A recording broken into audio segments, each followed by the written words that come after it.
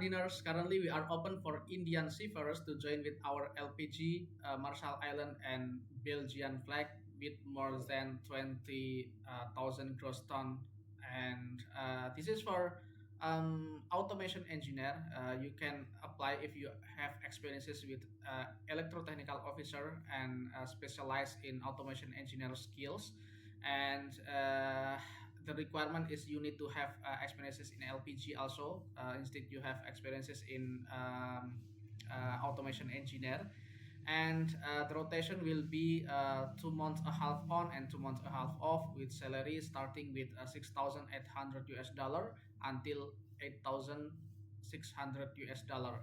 It's depending, the salary is depending with your experiences. If you have more experiences in the same type of the vessels and also in the same rank, that is automation engineer, you will get more salaries also. Yeah, please kindly you can send your application to our email, or you can put it directly to our link database. Please like, subscribe, and share this video to your friend in India. Bye bye.